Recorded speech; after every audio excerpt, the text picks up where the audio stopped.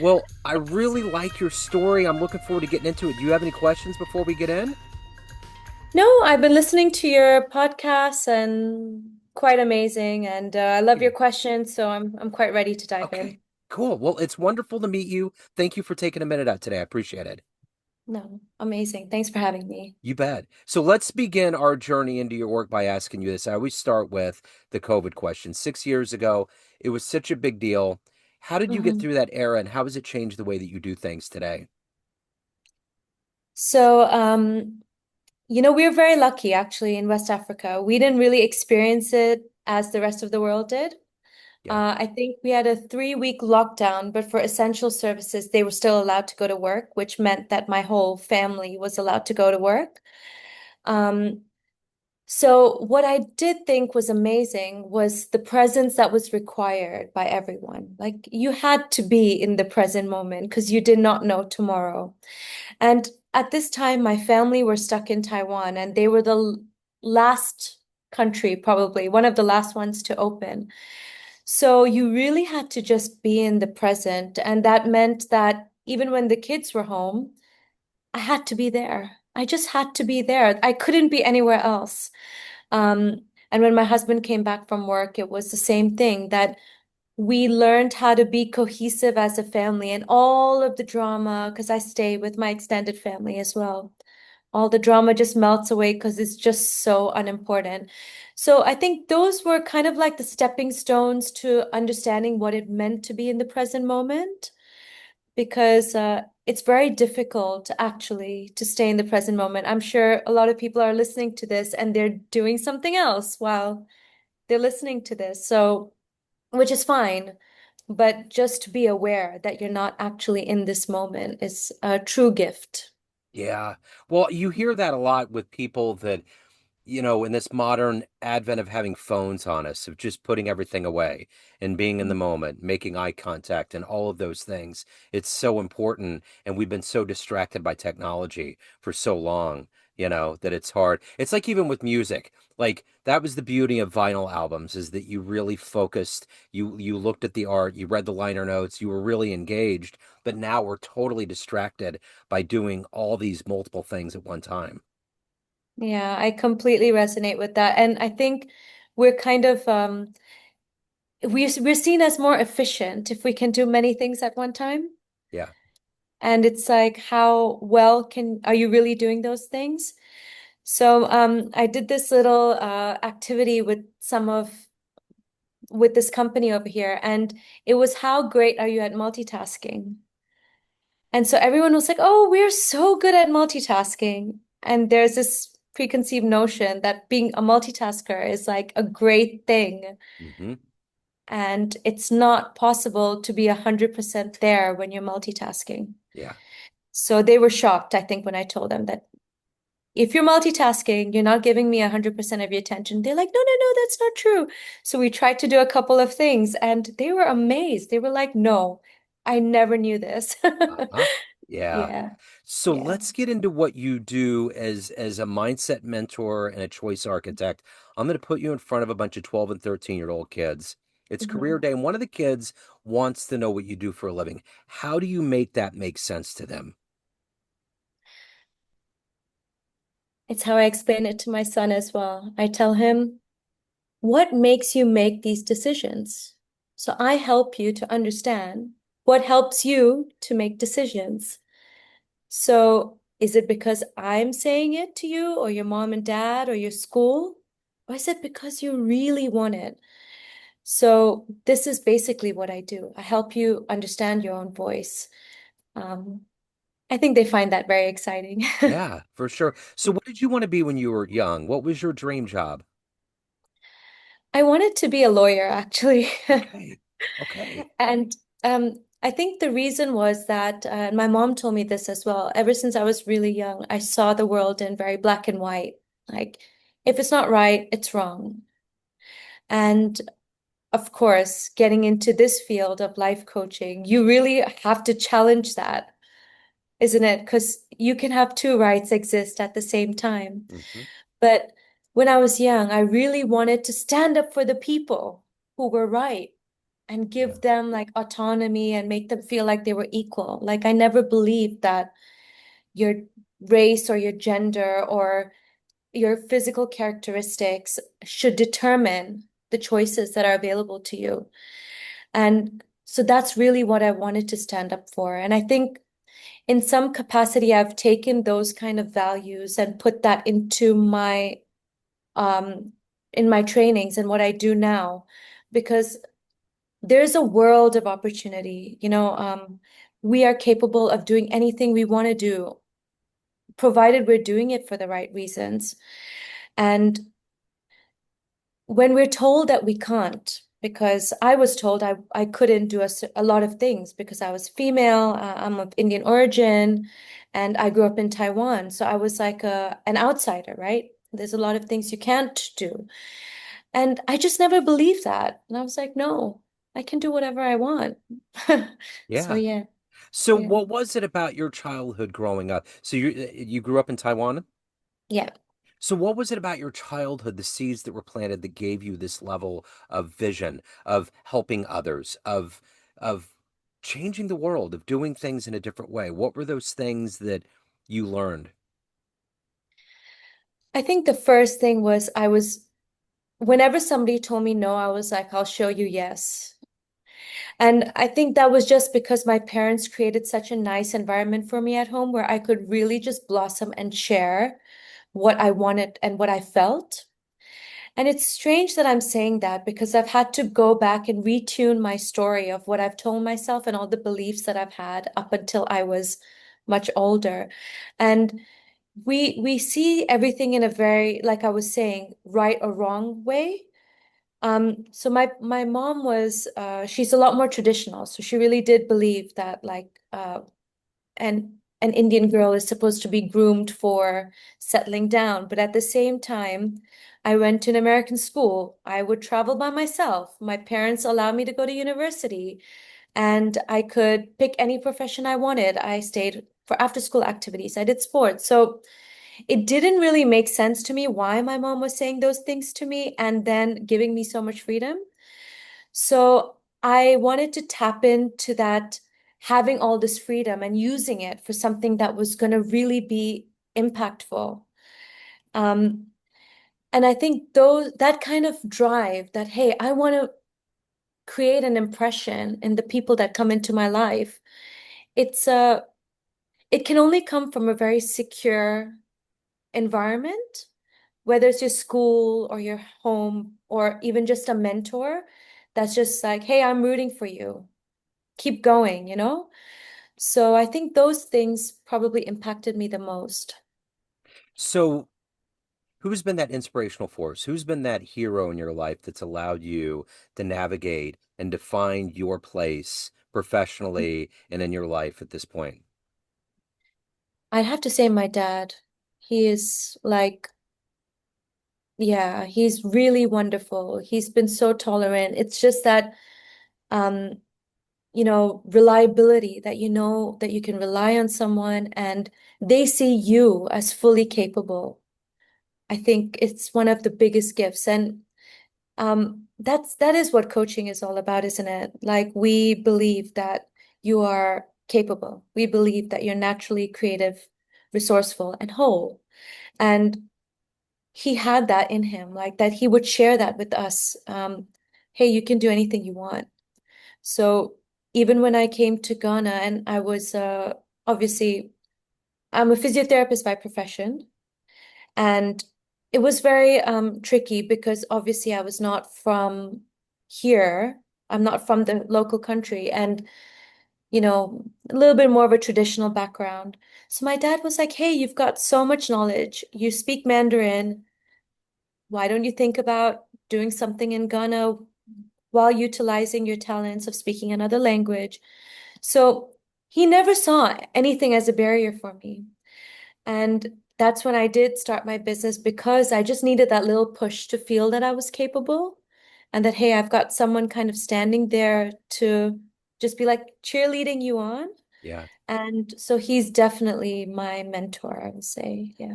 So when you established your own practice, Was there a client that confirmed that you made the right choice? Was there a moment that you had something that ultimately confirmed that this was the right choice for you? So I had a little bit of a sad story with regards to the business, but I think I needed to go through that, only because I would have always been in the mindset of what if. And yes, I am very capable of doing it. I would still be doing it had I not taken a decision and started noticing my energy. Like, how present was I actually towards the end of me being in that business? And in all those stages, I was able to then reevaluate. But had I not done that, I feel I would still be on the trajectory of, hey, this is what I've always wanted to do. And I never would have taken a risk because, y- like Yeah. taking a risk is a really big thing. Like Uh-huh. people don't feel supported to take risks, and we should. Yeah. So, yeah. Yeah. So if you can meet one person on the planet right now that you find inspirational, that you Hmm. could have a lunch with, you could talk to, that might help you on your journey, who'd you love to talk to? Um, Well, I've been working a lot with corporates at the moment, Yeah. and I find the whole like corporate mindset set and ideology very fascinating. So I've been reading a lot about Simon Sinek, and I Yeah. think he's absolutely fantastic. Yeah. Um, so I would just love to sit with him and just absorb the energy and the knowledge more than asking questions. I feel that would really make me very happy. Yeah. So what is it that gets you up every day to do this work? You're changing lives. It's so you have to kind of get into the mind of the client and it can be murky. So what is Mhm. it that gives you that energy to do a good job for them, take care of your soul and your life? When that alarm clock goes off, what is that for you every day? It's the values. It's just the values, and that's how I use to determine all of the things I want to do. This is the way I want to be impactful. I'm very clear with that. That clarity doesn't change. I want to be a good parent. That doesn't change. Um, and it's funny because, you're going to have a lot of situations in your life where you're going to have to pick what is going to take precedence in this very moment. And so it's the values that really do get me up. And can I just share a small story? Sure, please. There's a lot of things going on right now in the world. And it was last week I was in India I was hosting a workshop in India, and I was due to come back to Ghana. So we fly through the UAE to come back into Ghana. And I was due to fly into Ghana on Saturday. And it just so happened that we didn't check the calendar, and it was my son's exhibition. And I had to sit down in that moment and think, hey, what is more important right now? Is it that I am a good parent, or that I do my workshop and not change it? Like, what's more important? And the values sort of helped to guide that decision. Um, well, it's really important for me to be there for my child, number one, and that's not changed. Then it's really important that I do this workshop. And so this is how it's going to be done. And so what happened was, had I not changed my flights, I would be stuck. Yeah. So I just think that when you use your values to guide decisions, Mhm. you're rarely going to feel like it's not it's not working. Yeah. Yeah. Does I that make sense? totally get what you're saying. Absolutely. So Mm. let me ask you this. You kind of touched on it a little bit.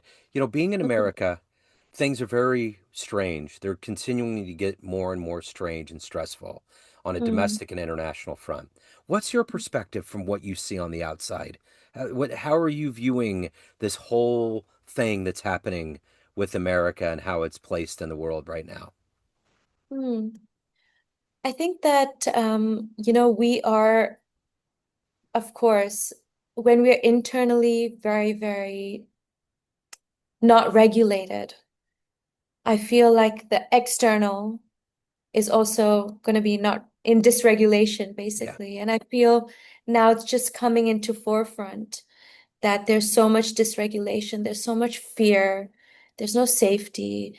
And so I do hope that people are at least the least that they can do is stand up for, and it doesn't, when you say stand up, people think it has to be fully aggressive Right. or like really big, but it's about doing the little things that make you feel like you're being impactful. Hmm. And there was this beautiful story. So I did this leadership coactive course, and there's a story of in 1980 some 87, I think, there was a an earthquake in San Francisco or in California somewhere, and the whole city went into chaos. Yeah. And there was a homeless guy at the corner of one of the busiest streets in California, and he just got up and started directing traffic. So you don't really need to be in a position to create an impact. Yeah. Even just a little thing could be helpful. So I think if you're doing a little thing, you should pat yourself on the back Yeah. and just keep going. Yeah. I am always reassured. I have a son who's 21. He's on the spectrum. We were Mm, taking the streetcar downtown about a month ago, and they were doing a protest after the ICE raids in Minneapolis. And it's all of those little moments that people can say, we need something different mm, that's good to stand. It's interesting that that earthquake, that moment you're talking about, I believe it was in 1989 in San Francisco. I was watching the World Series at the time, and all of a sudden everything shook, and then it just went to like a screen. This was before technology was really big. We were all like, yeah. what's going on? And then all of a sudden it just came back on with the news report. But I remember there was a lot of moments like that where people, because I don't know that San Francisco was equipped with, the way other cities are, that have built girders and things that can Mm. fluctuate with earthquakes, because it was quite bad at the time. But that's interesting. I hadn't heard that story before. Yeah, it's in this coactive leadership book if you do get a chance. It just stayed with me. Like the Yeah. stories just stayed with me. And you just can't control things, Yeah. but you can step up. Yeah. So, You certainly yeah. can. So let's Yeah. say you had a dream tonight. You ran into the 18-year-old version of you, and Mm. you were your age now, and you walk up and you have a coffee table book, and it's the life you've lived so far. Would that young version of you believe that your life turned out this way? No, absolutely not. They would be like, really, you? You did all this? In the sense that when you're 18, you feel like you could do anything, Hmm. Hey, like I have this whole life planned out. And then suddenly, at some point, you become like a character in a book Yeah. and you forget that you have the power to write the book. So I think at the age of 18, I thought I had the power to write my story. Hmm. And then you go through phases where life just happens. And then I think my 18-year-old self would be like, why did you let that just happen to you? And why didn't you just be like, hey, I'm taking a stand in this moment. Uh-huh. But yeah, I think you need to go through all those things to be able to come out from the other side and be like, I'm stronger for it. Would you give any advice to that young version of you? Yeah, I think I would just ask it, why are you doing this? Yeah. Like constantly ask them, why are you doing this? Is Yeah. it for yourself or for what society wants from you, or why? Because I have a lot of clients, and this is one of the biggest things that they struggle with is not picking the right things at the age of 18, 19, 20, career paths, life decisions, because people are telling them to do it. Yeah. Even like I think when you want to apply for colleges, it's very rare that they'll ask you, hey, what do you want to do? They're going to be like, you're really great at this, this, this, and this. Yeah. What do you want to do with that? You know? Yep. Yep. That's for Yeah. sure. Yeah. So, of everything that you've done, accomplished, overcome in your life, what are you the proudest of, the happiest about? I think my proudest thing is probably that I was able to run a business here for 5 years Yeah. and empower like the local people to take managerial executive decisions where I could then step back, because that was the most important thing. It For a long time it was a story of failure, but when I look back now, I'm really proud of that. Yeah. So, if everyone has a perception of you, family, friends, clients, Mm. everyone that knows you, but you run the show, what's your perception of you? Who do you think you are? I just think I'm me. Yeah. That's Yeah. it. I like Yeah. it. So Yeah. if you could go back in time in Mhm. the annals of human history and see one event with your own eyes, what would you love to have seen happen? So my parents, well, my grandparents actually lived in Pakistan before Pakistan and India had divided. Yeah, I think I would have loved to see that kind of life yeah, and to see what it was all about. My granddad's still there. He's still alive. He's 90. And he sometimes shares some stories, but it just sounds fascinating. yeah. And that family part too. It'd be great to go back and see earlier generations to see how they lived, you know, Yes, and definitely. see everything got. So, Broaden Minds, if anybody who has any questions, they want to hire you, they want to reach out, any of the good business, where do they go? They can reach out on my website, www.broadenminds.com, or Instagram or TikTok. I'm available on all those. Okay, Yeah. excellent. I will put links in the show notes. This has been wonderful. Thank you so much for your time. Thank you for your story. Best of luck Yeah. with everything. I appreciate it. Thank you so much, Joe. I really appreciate it. Thank you.